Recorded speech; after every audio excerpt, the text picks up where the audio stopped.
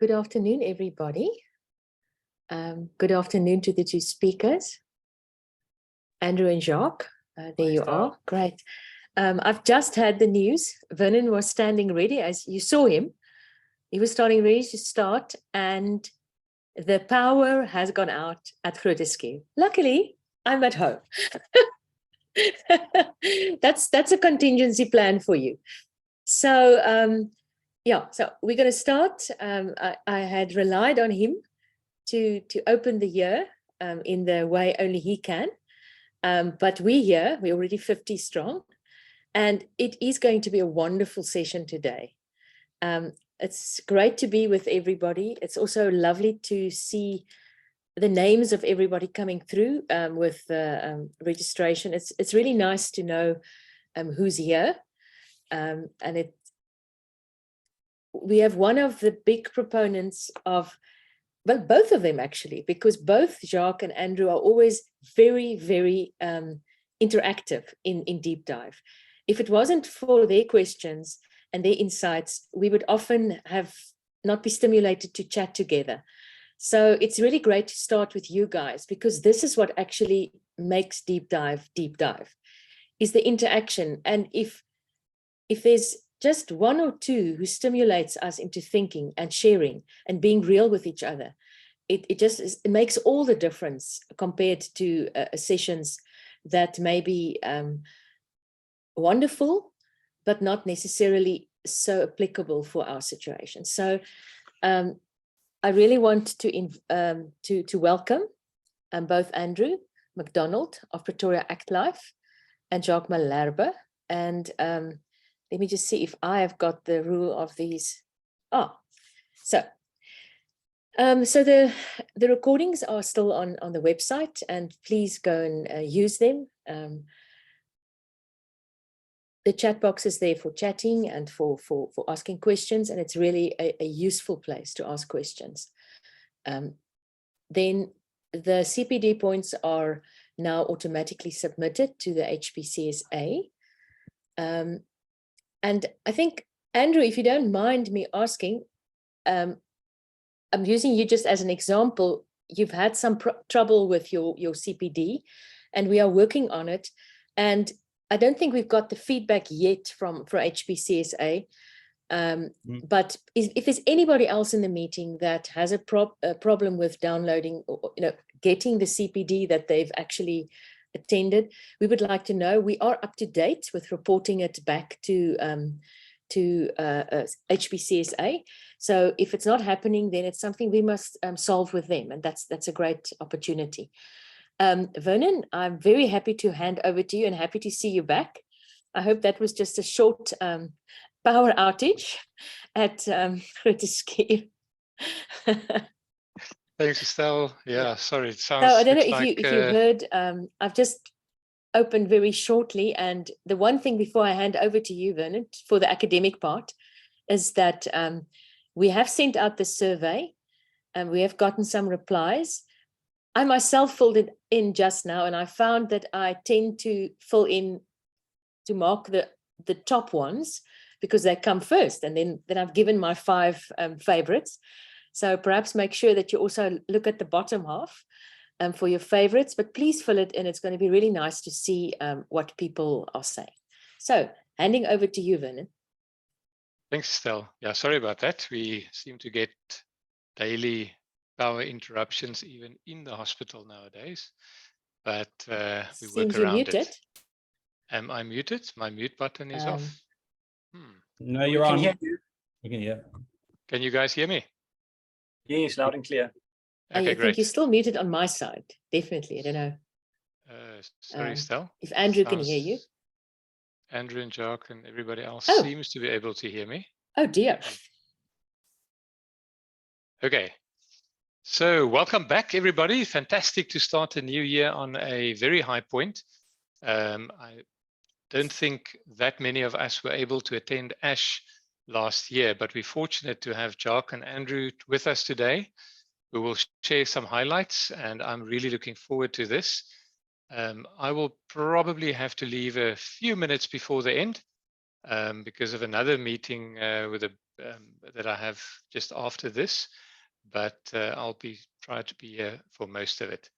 So for those who do not know Andrew and Jacques, Andrew studied here at UCT, did both his under and postgraduate training here, first as a physician, later clinical hematology, and is now a clinical hematologist at Albert's Cellular Therapy in Pretoria East. And yeah, thank you, Andrew, for joining us today. And Andrew has also been very active in the educational side of things, speaking on a range of forums. And we also look forward to listening to you today. And I think Andrew always brings a very practical approach to new therapies and the application thereof within our environment. So I think it's going to be very good looking at the topics to hear what you've got to share with us. And then Jacques, of course, head of clinical hematology at the Department of Medicine at the University of the Free State. We worked together for a long time, and wonderful to have you here as well, Jacques. We've really had such a great number of years when we worked together, and it's incredible to see what you're doing at the Free State and what your team is doing. And thank you also for making the time to prepare for today's talk. So with that, I think Estelle has already spoken about the issues regarding CPD. So I'm going to ask Andrew to jump in straight away, or who was first on the list. Actually doesn't really matter that much. It is Andrew. Yeah, well, I'm going. Yeah, fantastic. We've got a lot of slides to get through, so excuse me if I'm going to jump straight in. Great, Andrew. Welcome. Go for it. Thanks. Okay, so to everybody, thank you for inviting me. Well, I think I invited myself partly, but anyway. So it's always it's really such a privilege to be able to attend ASH. I mean, I realize that's a privilege that's not afforded many people in this country, but it really was very special to attend in 2022. And obviously, after 2 years of COVID shutdowns, I think my impression of ASH this past year compared to previous years was many more open seats. You didn't have to battle to get into sessions, but the exposition hall seemed to be glitzier, more in your face. I think a case of dollars chasing fewer people, but be that as it may. Looking at obviously the wide range of people joining this seminar, so I'm really going to go back. So monoclonal history, looking at the development from hybridomas, it really sort of first conceptualized in the 1960s, but really came to fruition in the 1980s. I think what we tend to forget as hematologists at Campath actually was one of the very first monoclonal antibodies that was actually used, both in the treatment of lymphomas and in terms of specifically looking for graft versus host prevention in its various iterations. OKT3 as a anti-rejection therapy, and then actually shifted slightly to an antiplatelet agent, and then obviously the big one, rituximab, in 1997. That reached our shores, and I think 2000, I think was still a senior registrar fellow when the launch of rituximab happened in South Africa. Just really looking at the nomenclature, so the murine, MOMAB, chimeric, iximab, so I swapped these around, and then humanized Zumab. So you can always see the suffix of the name of the antibody really betrays or demonstrates its origins and structure. So again, very busy slide, but you can just see the history of monoclonals and the market capitalization. There came rituximab in 1997, followed very shortly by Herceptin, the trastuzumab for breast carcinoma, and then varying numbers of monoclonals have really come to the fore. And this is really looking at monoclonals only, not bispecifics. We'll get to bispecifics a little bit later. But obviously, breakthroughs in terms of immune checkpoint inhibitors, pembrolizumab. I think these people had a gap in terms of looking at myeloma because daratumumab and isatuximab don't seem to actually make it onto this list of monoclonals. But be that as it may, certainly we've seen more and more, and it's becoming a hotly contested space, both in terms of monoclonals and in bispecifics and trispecifics. On to the next slide, obviously rituximab, varying ways of functioning. So really naked antibody, but relying on complement activation and mobilization, bringing in NK cells and macrophages, and then by direct apoptosis. So how have we improved monoclonal antibodies over the years? Well, we've made them be available for subcut administration. Obviously, the IV, the original formulations are large volume and have infusion reactions. Subcut is really relying on a different formulation of the drug, and particularly rituximab, which is available in South Africa, and daratumumab, which is actually currently not available in South Africa, are cases in point. Pegylation, not so common. Then trying to change the monoclonals, changing the how they impact, so class 1 versus class 2. And that really is, if you're looking at rituximab versus obinutuzumab, and you can see that's really had a greatest impact in low or indolent lymphoproliferative disorders. The top Kaplan-Meier curve being the CLL11 trial, showing a significant improvement for obinutuzumab versus rituximab. But in terms of high-grade lymphomas, the bottom trial looking at the Goya study, not actually demonstrating any benefit to the use of the newer agent. The further FC enhancements have happened. So tafasitamab is a drug anti-CD19 with enhanced FC portion, and really bringing in more NK cells. And this is particularly useful in the context of conjunction with lenalidomide, where it really has had an impact in terms of relapsed refractory disease. The L-MIND study, we're not going to talk about tafasitamab today, but really was in terms of data, further updates there at ASH, and the upcoming randomized phase 3 trial, Frontmind, comparing R-CHOP to R-CHOP plus tafasitamab len. Obviously, just at the bottom before we move on off this slide, immune enhancers, so particularly lenalidomide, but also checkpoint inhibitors potentially in this space. And then obviously moving on to antibody-dependent antibody drug conjugates, which again, we're not going to have time to get through in the limited time available, but there are a number of drugs in this space that really combine a targetable chemo with the targetable agent, which is the monoclonal. And I've just listed in this table the formulation, the linker, and then the chemo drug. Interestingly enough, just before we got to ASH, belantamab mafodotin Blenrep, made by Glaxo, had been withdrawn from active marketing. It had accelerated approval in the US based on DREAM3, but when DREAM3 didn't reach its pre-specified targets, the company has taken it off the active market. It's still in trials and it will likely come back. But very few of us have had access to belantamab in this country. There are a couple of patients that I'm aware of. Polatuzumab moving up line, Polarix has been published and showing improvement in progression-free survival, but not overall survival in diffuse large B at the current stage in first-line therapy.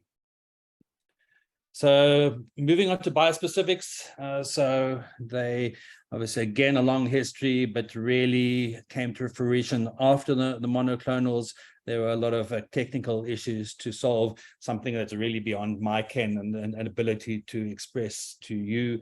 Interestingly, one of the first ones was actually in the solid tumor space. For malignant ascites, but subsequently withdrawn and back and forth with a Chinese company, etc. Obviously, blinatumomab we're all aware of, and some of us have had opportunity to use blinatumomab both in the compassionate access program and are currently in an active therapy, even though it costs a horrendous amount of money, even if you're vial sharing, but still standard dose is 930,000 Rand a cycle. I think what we also forget is that we all think of bispecifics as being in the oncology space, targeting CD3s.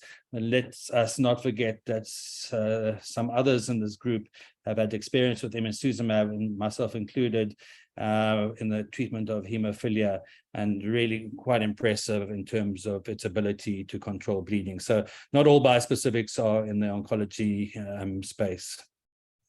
So structure, looking at that, we'll come to a cartoon in the next slide.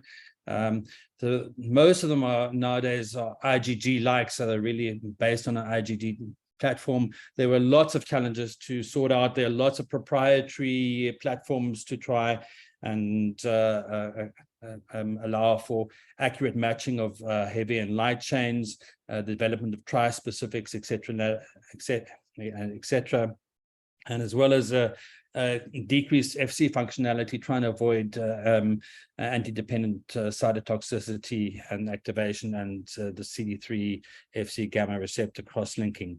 There are a couple of non-IgG-like, particularly BITE is blinatumomab. Again, BITE is a proprietary Amgen formulation, and really minimal immunogenicity, but obviously, as we're aware, it's very short half-life and needs to be given by continuous infusion, which is for 28 days in the standard therapy. And that really has its own problems where we need to arrange pumps for outpatients instead of trying to keep them in hospital, blocking a bed for 28 days. So again, this is just really showing all the structures. I don't think anybody really needs to know all of these. Again, most of them are proprietary and based on a specific company that's producing them. You can see the BITE on here. So really there's two light chains with a linker agent. So not a heavy chain type of format, whereas most of the other antibodies are based on heavy chain and light chains, a standard immunoglobulin configuration. So function, most of them in terms of the oncology space, most of them recruit and activate immune effector cells, of which the majority of T cells. There are also one or two that bring in NK and obviously CD47 that don't eat me signal using macrophages. There are some development of bispecific monoclonals in immune checkpoint blockade, but again, predominantly in the solid organ space. There are some blocking inflammatory factors that have sort of come to the fore and then seem to be dying away, but I think there is still active therapy or research in this regard, particularly in the setting of autoimmune diseases such as rheumatoid arthritis. And then obviously blocking or activating dual signaling pathways, which again I've alluded to, imsuzumab being a model of this in the hematology space. Again, it's a very similar cartoon, but looking at sort of named drugs, but the ones that have reached registration, at least in the States, are in the green. So you can see blinatumomab, CD19, BITE, mosunetuzumab, anti-CD20 for lymphomas, then also teclistamab has achieved accelerated approval in the United States for the use of myeloma, the anti-BCMA CD3 monoclonal antibody. The ones in blue are still in study phase, and the ones in red have sort of bit the dust.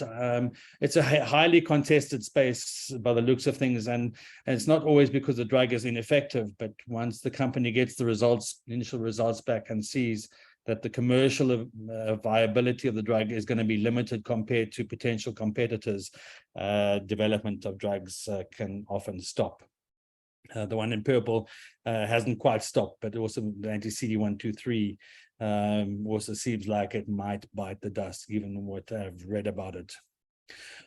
Before we talk about bispecific specifically, most of you are aware that the major toxicities that are different from chemotherapy are cytokine release syndrome and ICANS, the immune effector cell-associated neurotoxicity.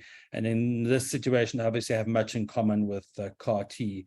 I'm really not going to go into blow-by-blow assessment of grade, but obviously grade 3 and grade 4 really require you to be in ICU. Grade 2 require you to be in hospital.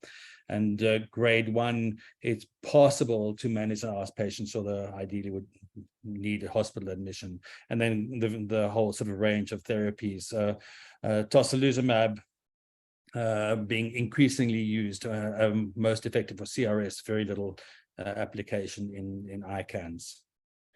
So let's move on to the studies or some data itself. Blinatumomab, so the Amgen's BiTE platform drug targeting CD19 and CD3. So we know it has been registered in the States and has been available for use in South Africa in terms of MRD positive disease after induction and relapse refractory disease. And this was a study on Tuesday morning at the late breaking abstract session, which is always a very interesting session to attend. So this is the ECOG Akron 1910 study. And really what they're looking to do is look at overall survival in MRD negative patients who are randomized to Blina plus chemo versus chemo alone. So they had an accrual goal of 488, didn't quite make it, but did make the number of MRD negative patients that they wanted to achieve. And you can see the MRD assessment at 0.01%. Obviously, the quite a long entry criteria in dates for this trial to be open. It's quite interesting. I thought it would have accrued quicker. Yeah, you can see the schema of the trial. So 2 inductions, and you had to achieve CR to continue. Then went on to CNS intensification, and then MRD status assessed, and then randomized to Blino plus chemo. With a pre-specified diversion to allo, we'll give the allo numbers now, versus chemo alone and allo. So 286 patients were randomized to step 3. Median age of all the entry patients was 51. So their age range was excluded sort of young adults. So really looking at age 30 to 70. 395 patients out of 48 which were initially enrolled achieved CR, but only 286, as noted above there, reached randomization. We don't actually have data why they all fell out. So that is something concerning we really like to see in the full publication when it comes to fruition. Majority of these were MRD negative. Follow-up 43 months. And you can see actually very few patients actually went on to transplant. That's just under 20% in each arm. So we're talking MRD negative, Blino plus chemo or chemo actually went on to transplant. And most patients did get to the amount of blinatumomab. Obviously, that's a very interesting statistic, because really can see, can we get away with less? But unfortunately, most patients got the full amount of blinatumomab. So this, I think, for me, was the jaw drop of the conference. This is overall survival. So we're not talking progression-free survival. We're talking overall survival in patients who are randomized to blinatumomab plus chemo versus chemotherapy alone. As I said, there are lots of questions I still want answered from this, but as a headline, sort of, this was the take home of ASH for me, that essentially blinatumomab is a really wonderful drug, and if it was a little bit cheaper, in fact way cheaper, we would really like to have greater access to this drug. Obviously, for MRD positive, they stopped randomization partway through the study, but really looked at also good improvement. So bottom line is, if you have a precursor B ALL, you need blinatumomab, full stop. Okay, pivoting to lymphomas. So I'm still going to get through a lot. Obviously, relapsed refractory lymphomas, we sort of optimistically as hematologists tend to tell the patients, no, you're going to do very well, but actually in reality, a lot of them actually don't do very well at all. You can see the outcomes from lymphoma, mantle cell lymphoma, we really know is a bad one when it relapses. And then follicular lymphoma depends on when you relapse. If you have early relapse within the first 24 months of pod 24, you really have poorer outcomes. So there is a need for therapy to either keep people in remission up front or get better salvage therapy down the line. Targets, obviously, brentuximab really in the Hodgkin space and T-cell lymphoma space, but there are some B-cell lymphomas that do express CD30, ROR1, 79B, CD19, and CD20, and then bringing in predominantly CD3. Obviously, tumor immune checkpoint blockade also has an impact there. And then SERP alpha is part of the CD47 don't eat me signal. So there are multiple targets in terms of targets and immune effector cells. Just going back, just to say, you really want your drug to be very avid for your tumor target, but less avid for the T-cell target, so less CRS and less activation of the T-cell, causing subsequent T-cell energy. So the big five, which I'm gonna really sort of just give some data on the first three. Odronextamab, Regeneron drug, there was also quite a bit of data at ASH. We're not going to have time to go through it, but they're submitting to FDA next year. Plamotumumab from Xencor, still in early phase studies. So we're going to be looking at mosunetuzumab, which has been registered in the United States already. Glofitamab, also from Roche, and epcoritamab or EPCO from AbbVie. You can see the format. Obviously, again, different proprietary technologies in producing it, slightly different epitopes. They're all anti-CD20, but they all have slightly different targets and different ways of administering the drug. Particularly sort of encouraging that there are subcut drugs coming will make it much easier to use in the context of therapy compared to IV. MOSU, in the States, or I think not registered, but accelerated approval for relapse refractory follicular lymphoma. Again, this is partly from ASH, but partly not. But you can see excellent, and none of these really have phase 3 studies yet. So we're already looking at phase 1 and 2 data. So you don't have the comparison directly, but really very good responses, good progression-free survivals in follicular lymphoma, and compared to previous trials looking at other alternative therapies, much better outcomes. Has been used in diffuse large B. So this was a study at ASH looking at a very elderly diffuse large B. So you can see median age of 83. So really, these are quite difficult. I mean, we've pushed the age range which we give CHOP to in elderly patients higher and higher. But once you get to the late 80s, early 90s, it becomes quite tricky to give a CHOP-based chemotherapy.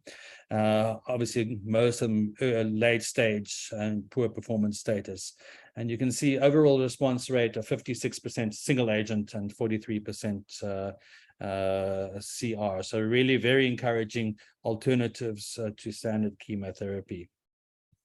Roche's other drug, glofitamab, early in development, 39% CR. So this is published data. So this is old. You can see down the bottom there, JCO 2021 and NEJM 2022.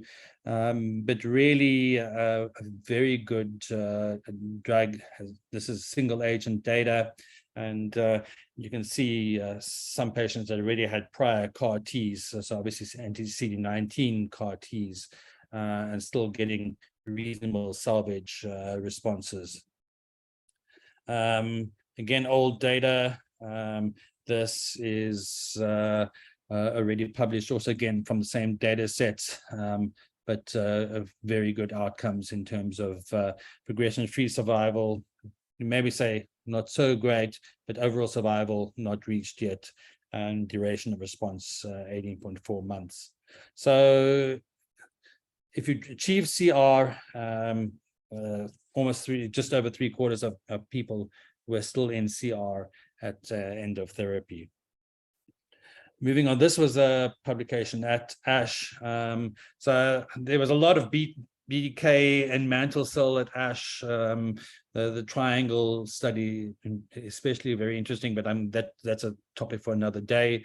And so most of these are really very heavily pre-treated mantle cell lymphomas. All of them, most of them being exposed to predominantly ibrutinib, and you can see using glofitamab, overall response rates of 84%, CR of 73%. So again, really quite impressive results of single agent therapy. So really we're having openings in terms of the mantle cell lymphoma space for further salvage therapy.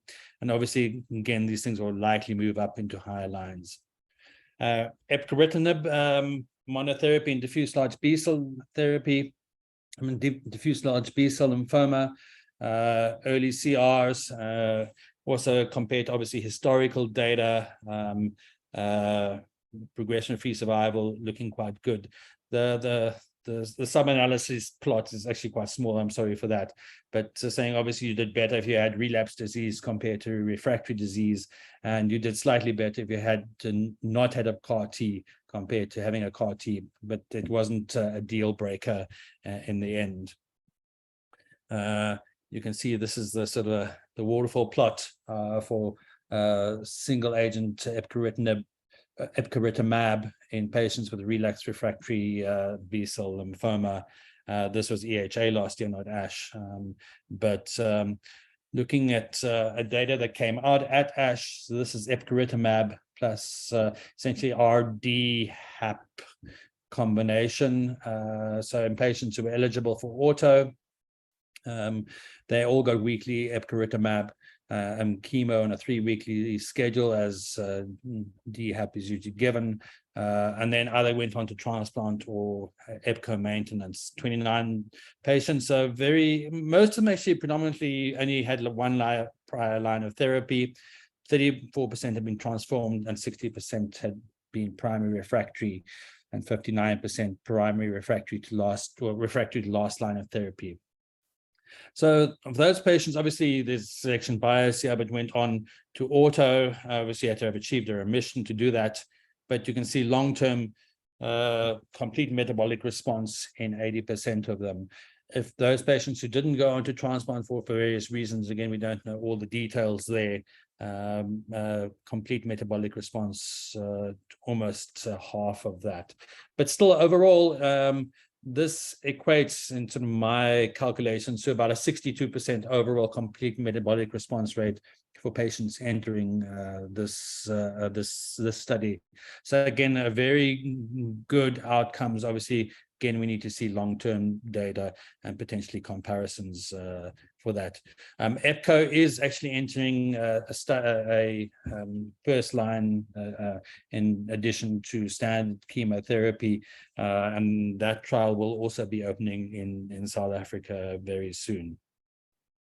So again, just a summary: glofitamab, mosunetuzumab, odronextamab, epcoritamab, and plamotumumab. Again, all very good these are all single agent outcomes, not a combination with chemotherapy. Different diseases, different outcomes, different platforms.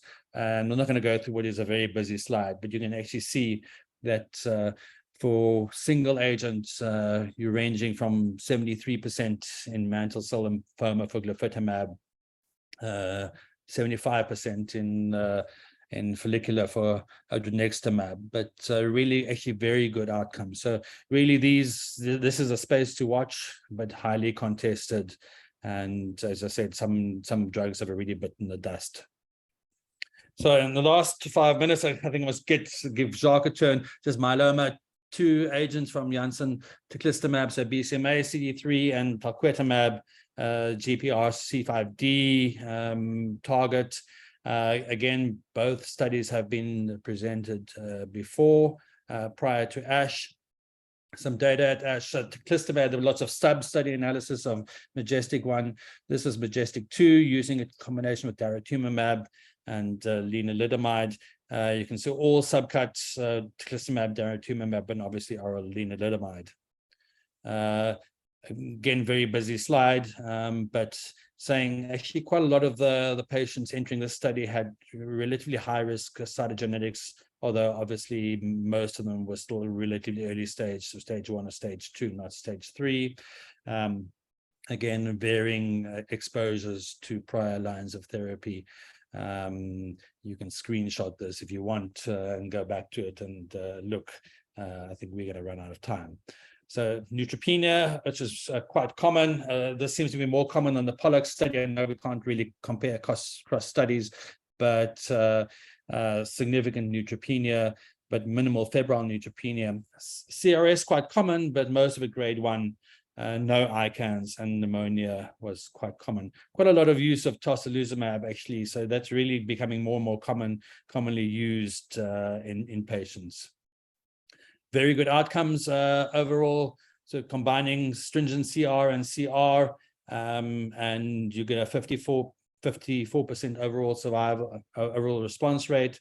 I think Pollux was around about 43%, so about 10% improvement in overall response. Still short follow-up times, and we really need some longer data and obviously randomized data. Talquetamab, just last couple of slides. Again, lots of CRS, but mostly grade 1 in the use of talquetamab. Very good overall responses. This is different varying dosing schemas, but overall VGPR and greater, 59.4% in the 0.4 milligrams per kilogram and 57 in the 0.8. So again, very quick responses to therapy. So trying to cover this has been quite challenging in a very short period of time, but just to say, obviously we're getting much better outcomes with non-chemotherapy based combinations, and then the use of these drugs moving up front will become more common.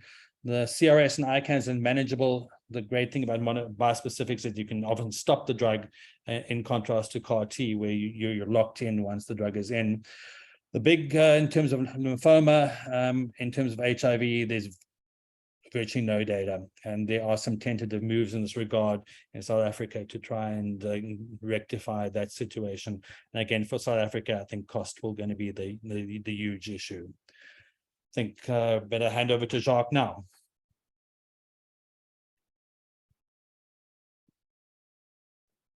While Jacques is getting his screen sharing ready, thank you very much, Andrew. That's great. I think we'll continue with Jacques' talk and leave the questions for after his. In the meantime, I'd like to really encourage everyone to put your questions or comments or thoughts in the chat box, and that will make for a good discussion later. Over to you, Jacques. Can I just confirm that everybody's seeing my screen? We can see and hear. Seems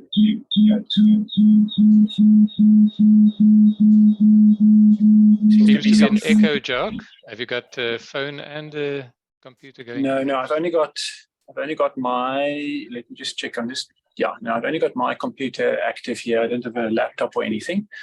Is the echo gone? Sounds like better. It. Yes, sounds good. Thank you. Congratulations, Rogues are quite cool. Erika, Nell's phone seems to be pausing. Erika, maybe you can put on Erika Marie now. Can maybe put yourself on mute? Yeah, thanks. So thank you for this opportunity to give some feedback from our visit to ASH. Andrew already said that it was wonderful to be back at a big conference, and ASH is always an overwhelming experience. There's so much happening. It's the Americans never does anything on a small scale, and it's difficult sometimes to choose where to go, and I can maybe mention on the first day of the conference, I had 15,000 steps just in the conference center going between sessions. It was quite an experience. So as some of you may know, myself and Andrew and also Vernon has been involved in some complement inhibitor trials in PNH specifically.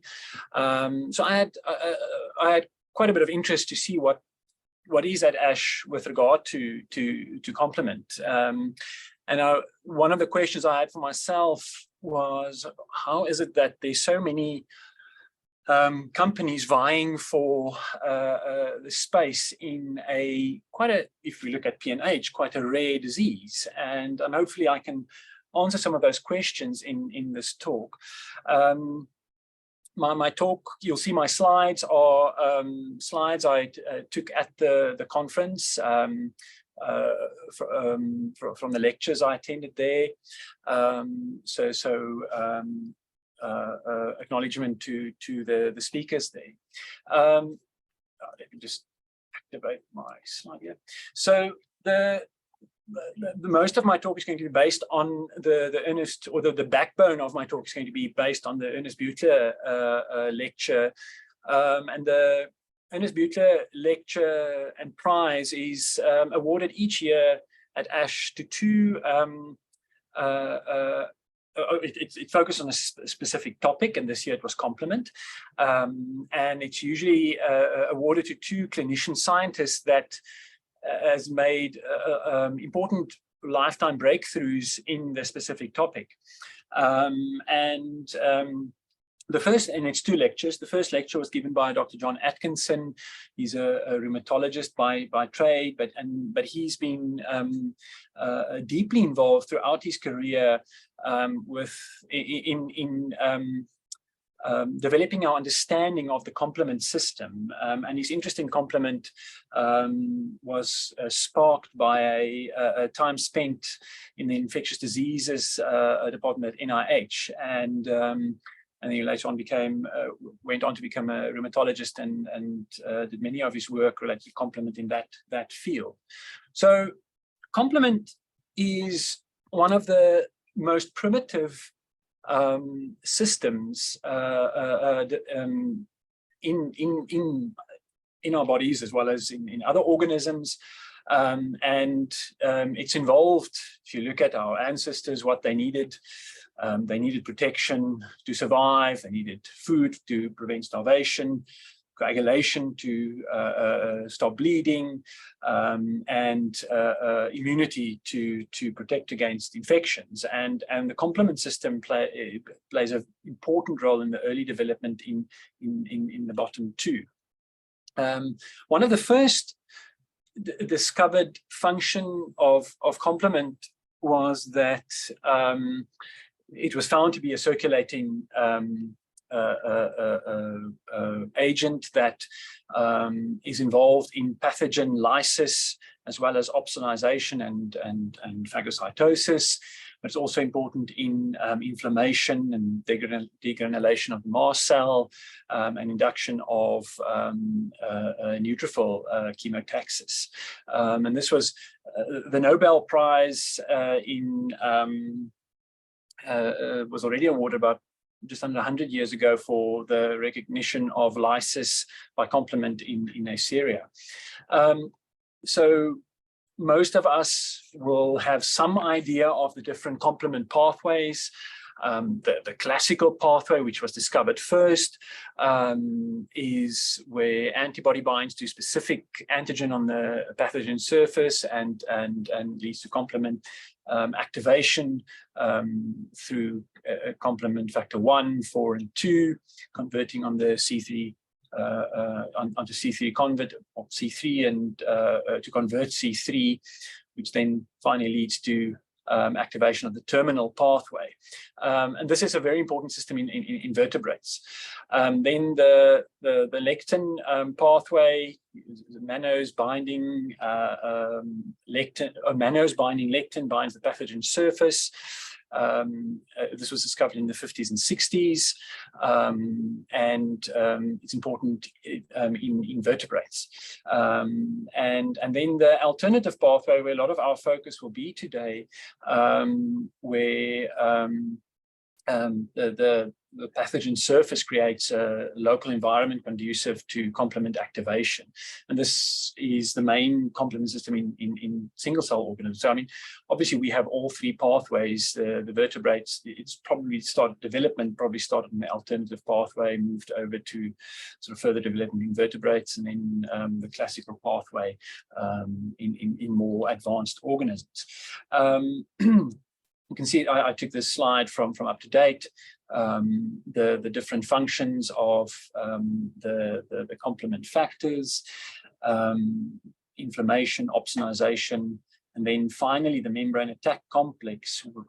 After the initial pathway activation, you have assembly of the membrane attack complex in a sort of a stepwise fashion, and insertion into the membrane that eventually leads to the fully formed membrane attack complex, and then lysis of the cell. It was recognized early that complement deficiencies can lead to infections. So C3 deficiency is often plagued by recurrent pyogenic infections, deficiencies of the membrane attack complex, recurrent Neisseria infections. That also, interestingly, and I wasn't quite aware of this, but that deficiencies of especially the classical pathway components often lead to autoimmunity. Interestingly, Professor Atkinson, a lot of his work he did on a family that they picked up in St. Louis, and they were able to look at the genetics of these deficiency of C2 deficiency, especially in patients with SLE. So I think we know about the importance of complement regulation, especially in the setting of PNH.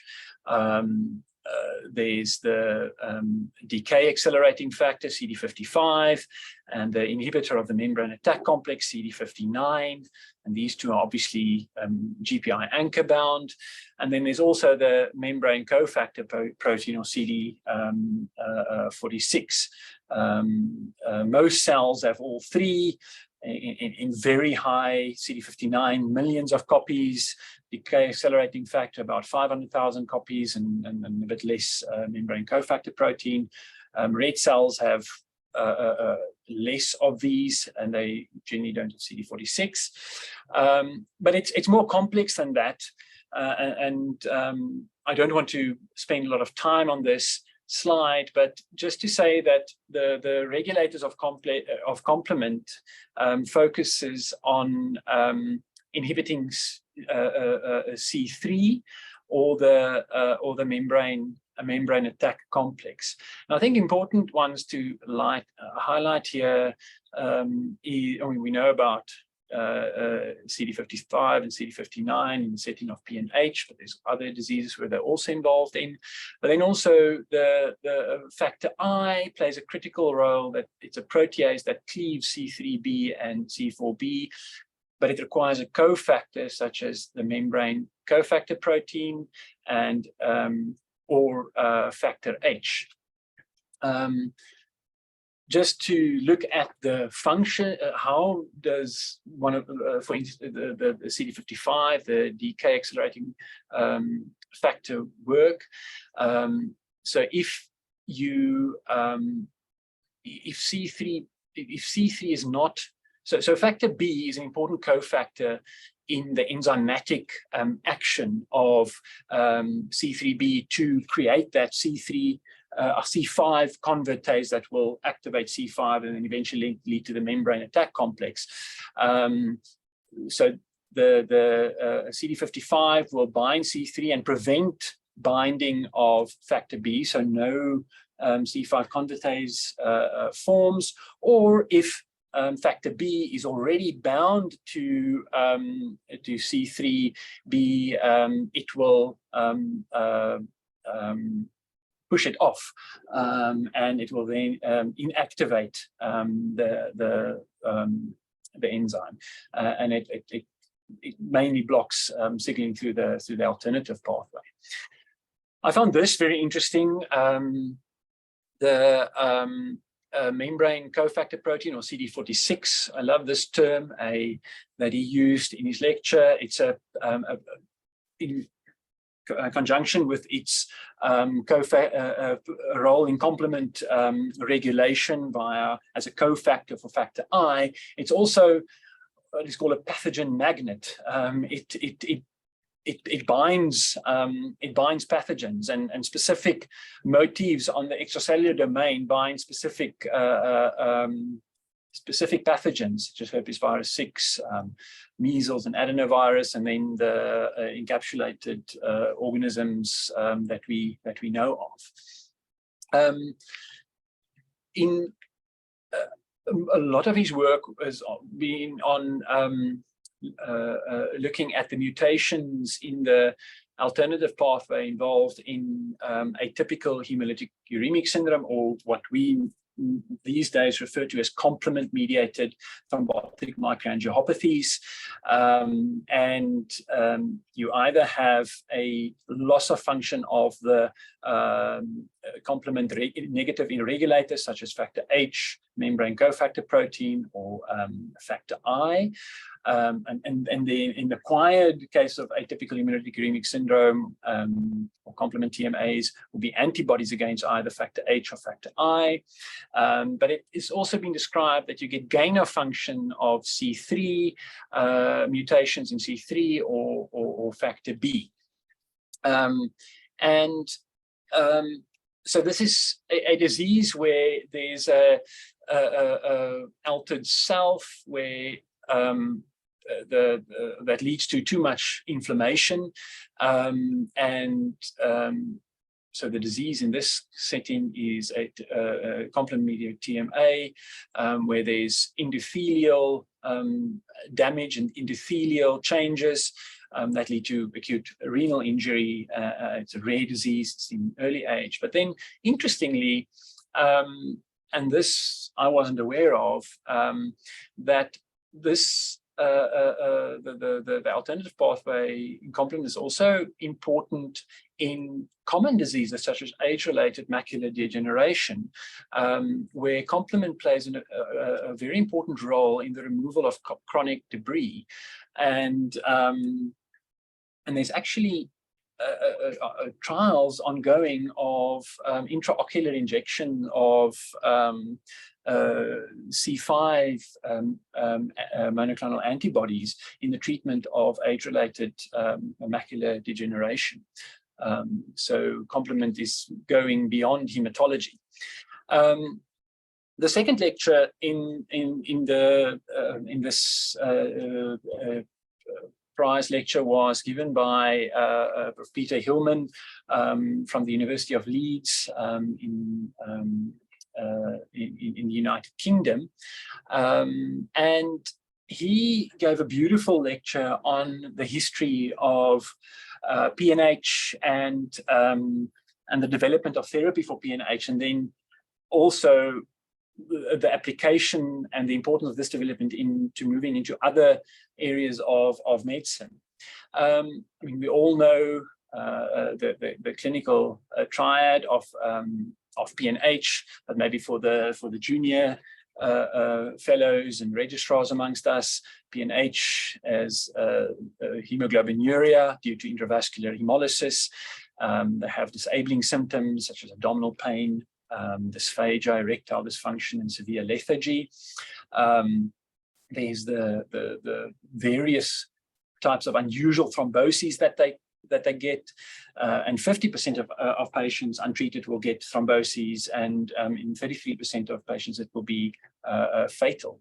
And then there's this well-known association with aplastic anemia, where bone marrow failure usually precedes PNH, and the current thinking is that the bone marrow environment of aplastic anemia selects for the survival of the PNH clones. When Peter Hillman started at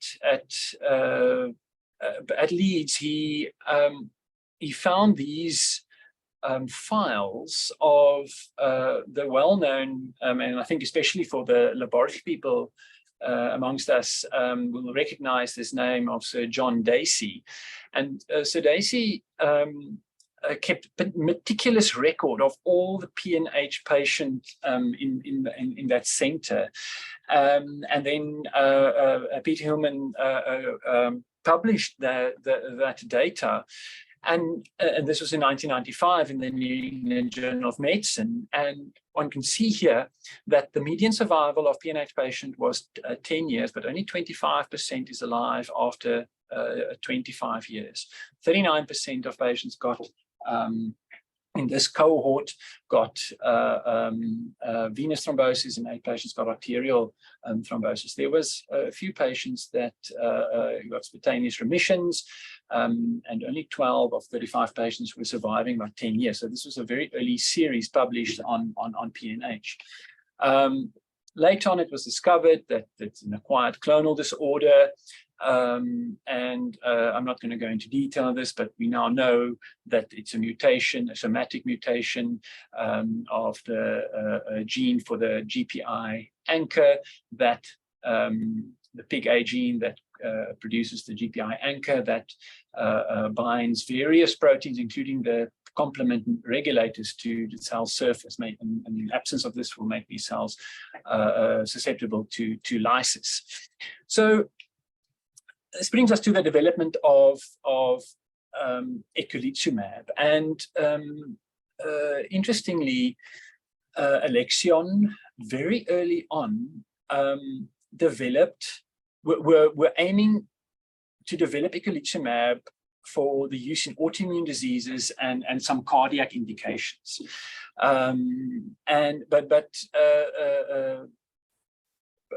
Professor Hillman and some of his collaborators, such as Russell Rofer, realized that this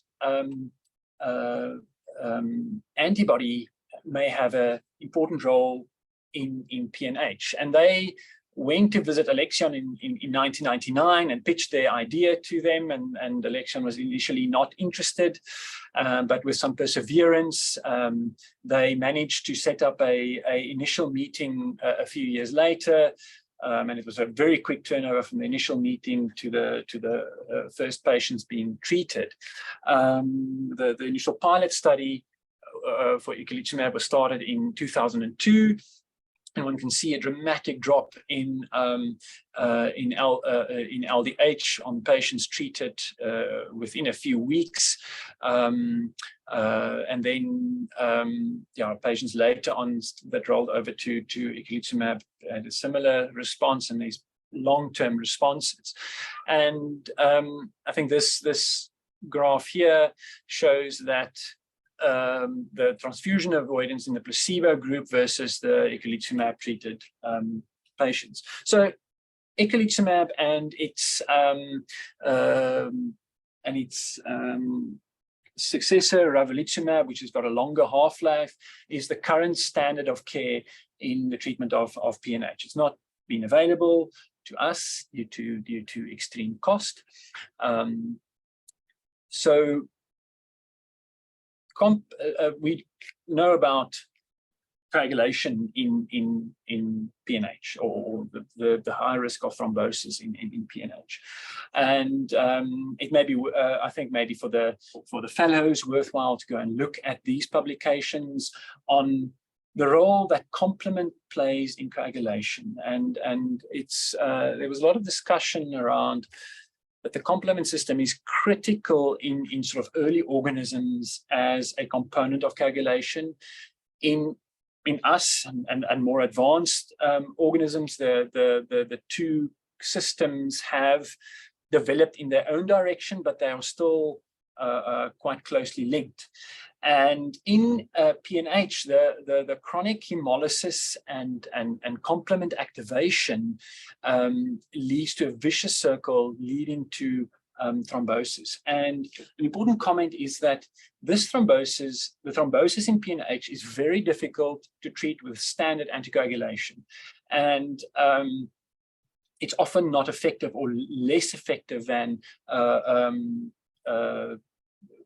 the use of these agents in non-PNH patients. So the management of thrombosis in PNH is very, very challenging. And the use of eculizumab and other complement inhibitors have conclusively shown that the way to manage these thromboses is by complement inhibition. Those early trials showed a dramatic impact on the rate of thromboses in eculizumab treated patients.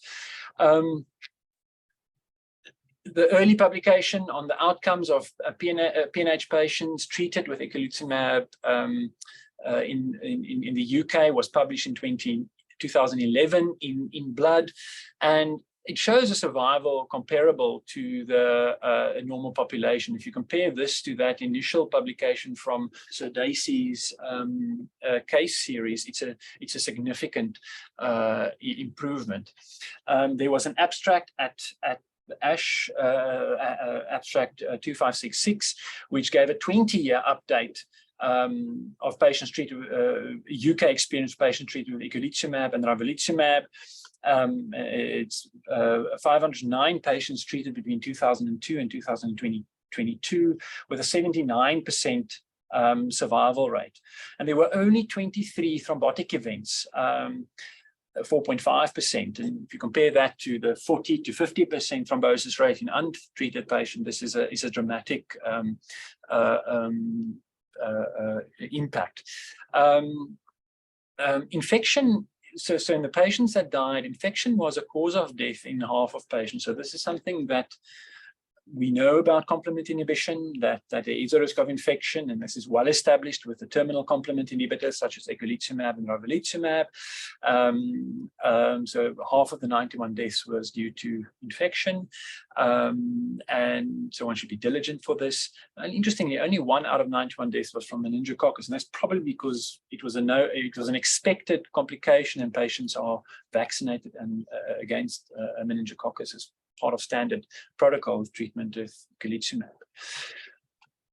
Now, eculizumab and ravulizumab is not the final story in PNH.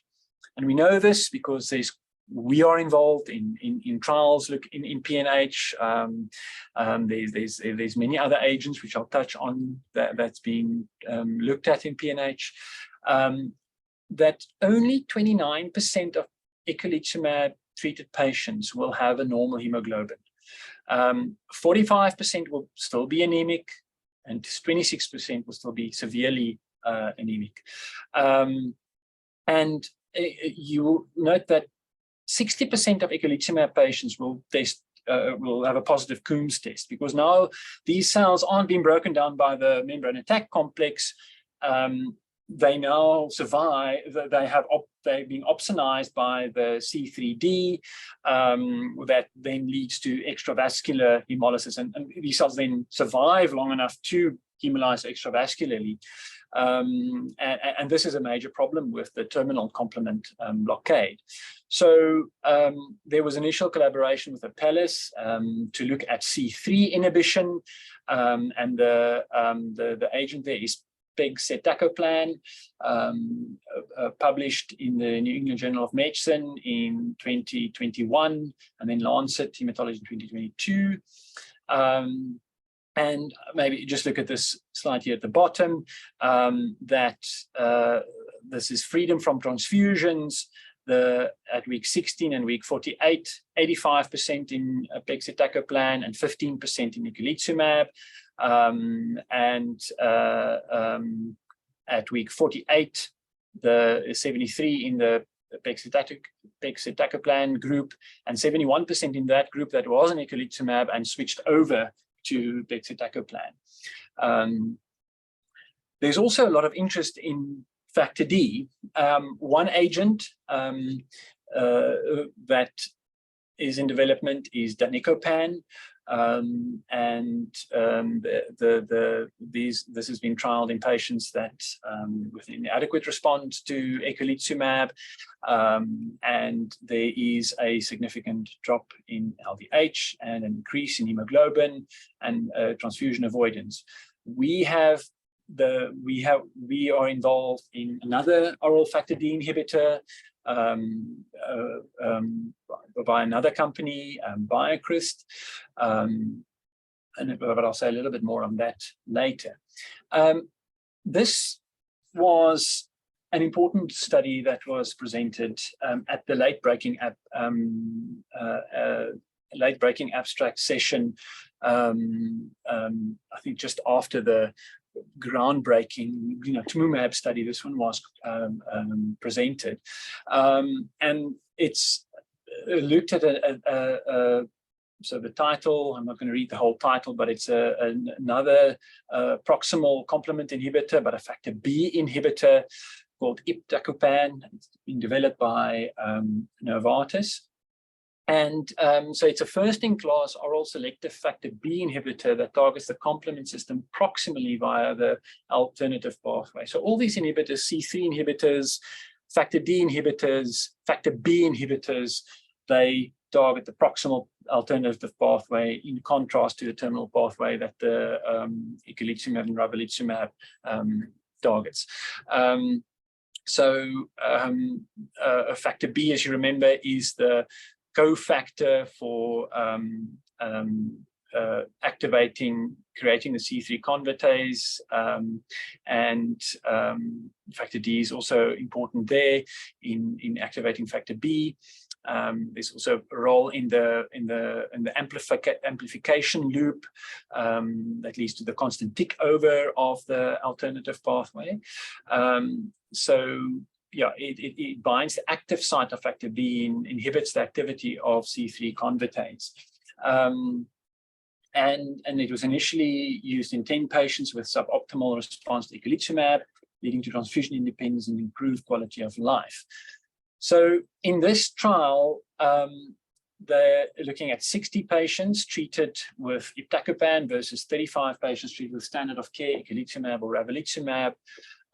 It was superior in both primary endpoints of increase from baseline in hemoglobin, in the absence of red cell transfusions, and the percentage of patients that had hemoglobin more than 12 in the absence of red cell transfusions. None of the eculizumab patients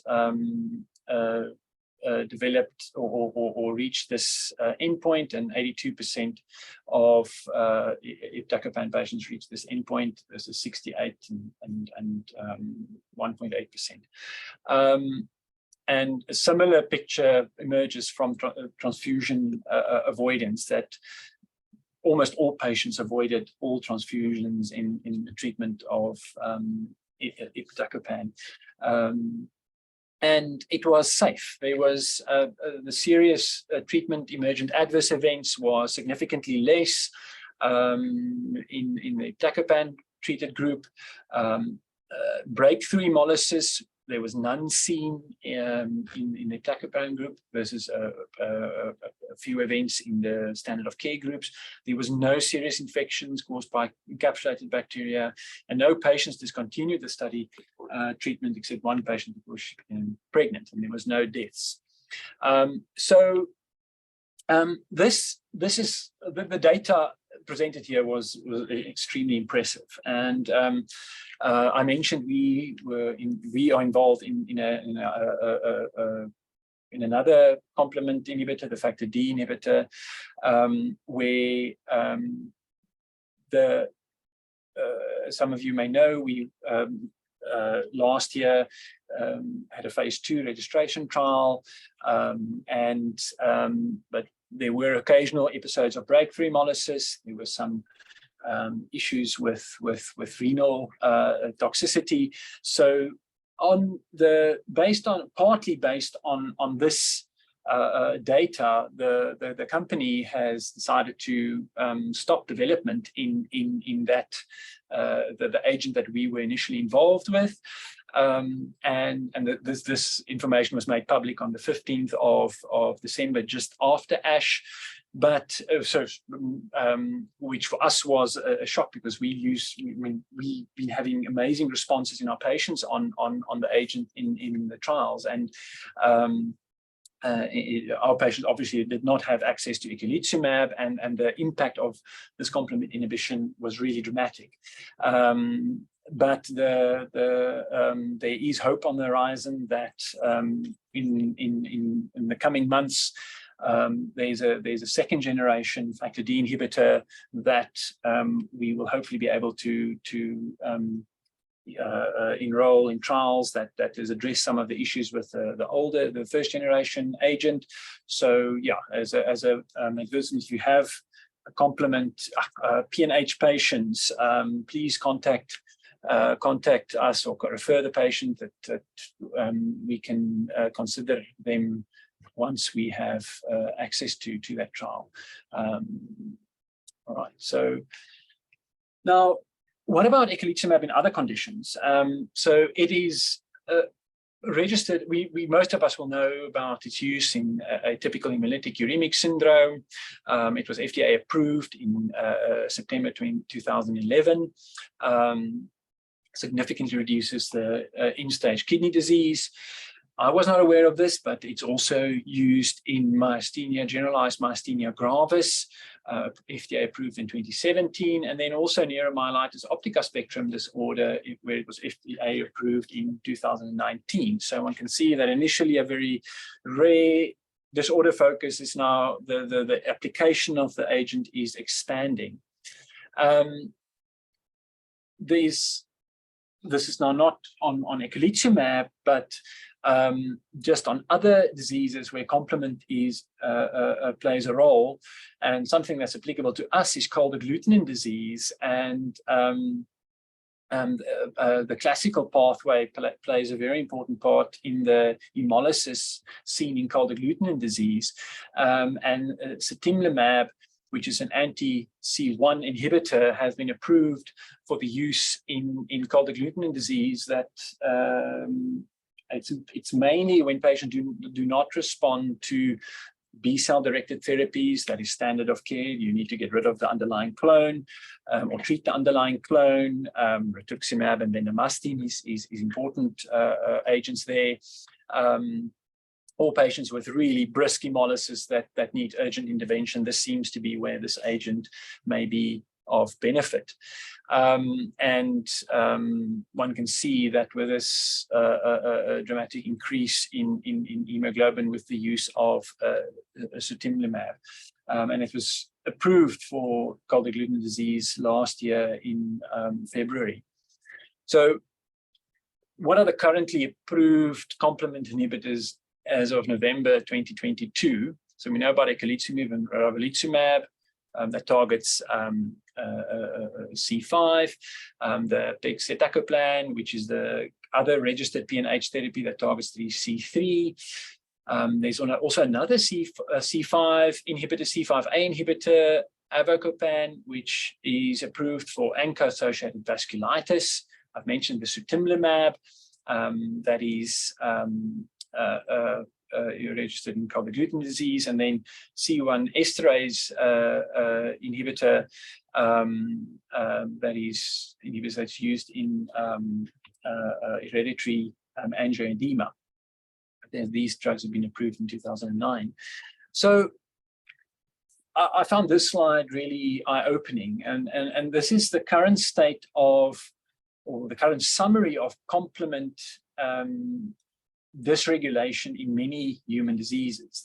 We've obviously spoken about the hematological diseases that we are interested in, PNH, cold agglutinin disease, the thrombotic microangiopathies, but it stretches all, it involves all systems, the kidneys. We've mentioned briefly the eye and age-related macular degeneration, its role in myocardial infarction, where initially eculizumab was developed for a role there, various neurological conditions. So I think going forward, and I think this probably explains why there's so much interest in developing complement inhibitors, that while the initial development is for a rare disease, the indications may expand dramatically later on. I just thought I'll end off before my summary slide with a few other complement abstracts I found at ASH. Interestingly, there's 2 eculizumab biosimilar abstracts, one from Samsung Bioepis. This agent SB12 is an eculizumab biosimilar. There's an Amgen biosimilar in development. So, I mean, maybe this will improve the access in future to, for these agents. There was also an abstract where they combined an alternative, fully humanized anti-C5 with a small interfering RNA that suppresses liver production of C5. And this was used in patients that didn't respond to just C5 inhibition. So this is another sort of approach. Now, moving away from both these, the first 2 in setting of PNH, but moving away from PNH, so complement activation also plays important part in the thrombosis of heparin-induced thrombocytopenia and antiphospholipid syndrome via the classical pathway. And this is in concert with neutrophil activation. There's also an interesting role of complement activations associated with the endothelial damage in hematopoietic stem cell transplant-associated thrombotic microangiopathy. So similar maybe to the atypical hemolytic uremic syndrome that was an abstract presented there. And then the complement cascade proteins play a complex role in regulating the metabolism, proliferation, and migration of hematopoietic stem cells, and this may play a role in sort of transplant and stem cell mobilization. This is a basic science abstract. And now moving further away from where we normally think about complement is that loss of complement factor I, one of the regulators, may accelerate cell growth and proliferation characteristics of JAK2 V617F myeloproliferative neoplasm. So even going into our MPN field. And then lastly, this one I found quite interesting, that targeting C3d in combination with daratumumab is potentially a strategy to enhance its therapeutic potential. So I think it's important for all of us to keep our tabs on the complement field. There may be much more going forward.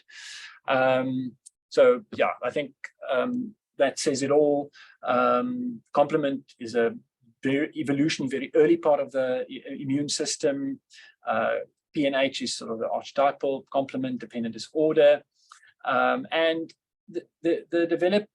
I've mentioned that there's value into research into rare disease because it often branches out into other fields of medicine, not necessarily closely related to the initial condition.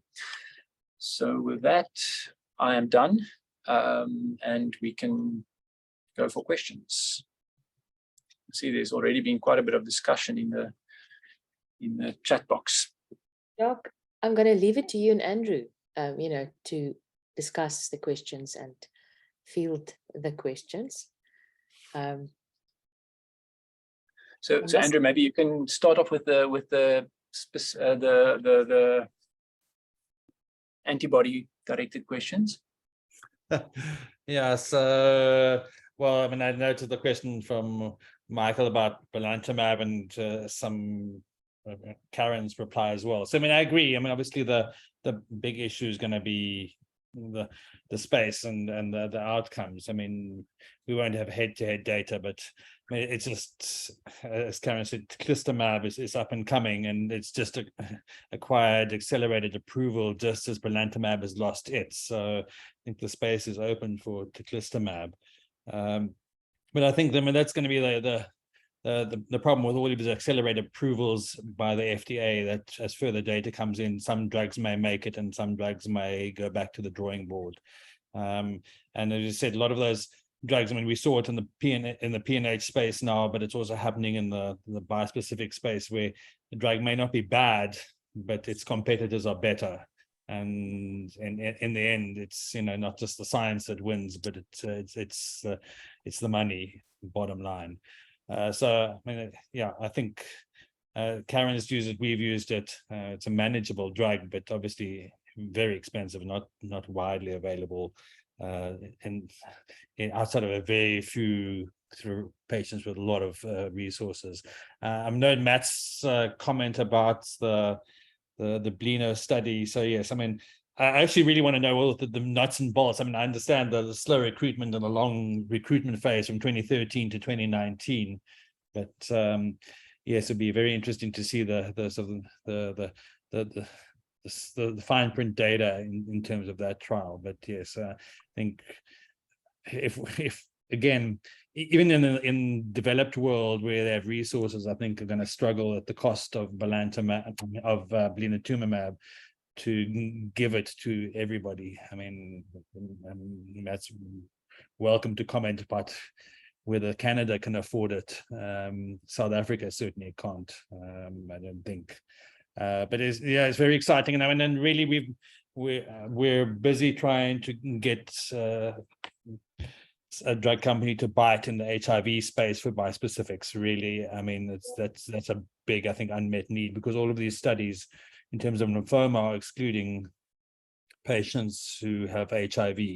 Obviously, they're going for registration and needing sort of clean data, and HIV positive patients may not be doing as well. So they are excluding patients, but that's a great pity, because HIV lymphoma is still a worldwide problem. Obviously, a very big problem for us in South Africa, both in state and private. But certainly, I think we're working on seeing if there's some interest in terms of funding a study, likely multinational, but I'm sure South Africa will recruit a lot of patients if we get such a study up and running. So we're watch this space. There's still a long way to go in that field. Which bispecific would you like to see, Andrew? Is that a secret? We'll keep it. That's a secret still, because I'm speaking to the company. Okay. I think the big thing for bispecifics in South Africa will have to be manageable toxicity, because I mean, you know, once you start down that line, you know, a lot of those HIV positive patients are in state practice. Then you need good access to tocilizumab. I mean, you can't do a CAR T or bispecific without tocilizumab on tap. You can't in the middle of the night be phoning up the medical superintendent and saying, or the PTC, provincial PTC, and saying we need tocilizumab now. You know, you need it available. So there'll be some challenges there, but you know, but I think there's certainly some data that needs to be acquired. I think I just wanted to add on, I mean, this just one of the things that really struck me when at ASH, and this was also going through the industry exhibitions, is just a completely overwhelming explosion of these different antibody constructs. And I mean, Andrew showed some of them there, and there's just incredibly complex constructs. There was even hexabodies where they had fire, almost like mimicking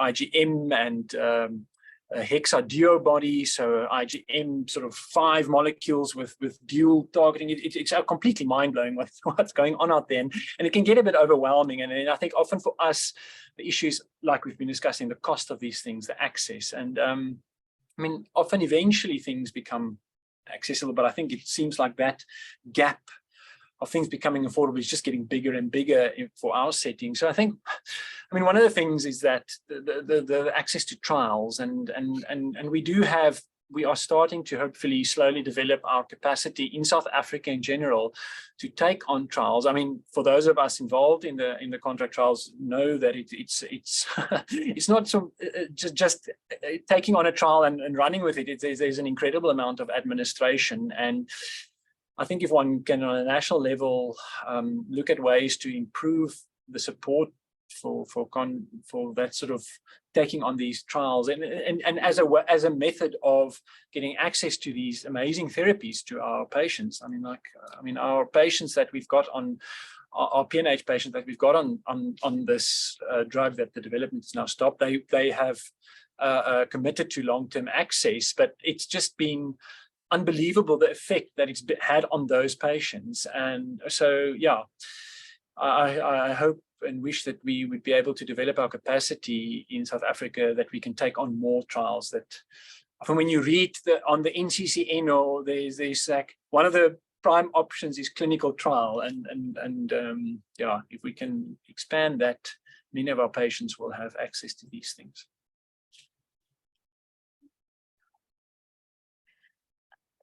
It was an amazing session, really, and I think I can speak for everybody. It was just mind-blowing. And we could definitely, Andrew, we could have had 2 sessions on all of this. I hope that we will be revisiting these things interspersed with very practical, basic stuff. So that's what I hope we will be able to do in the year.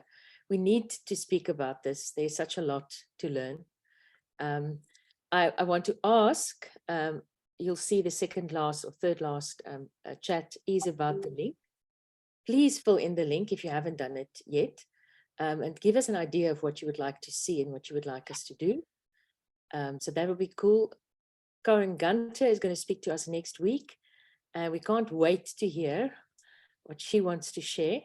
It's going to be really, really great. We all know that Karen is always having very, deeply scientific and intensely practical questions. That's her trademark. I don't know if there's anything more from you, Andrew and Jacques, anything that you want, to conclude with, and then we'll say goodbye after that. Bye-bye, everyone. Thanks for listening. Bye, everybody. Thank you very much, and look forward to next week, Karen.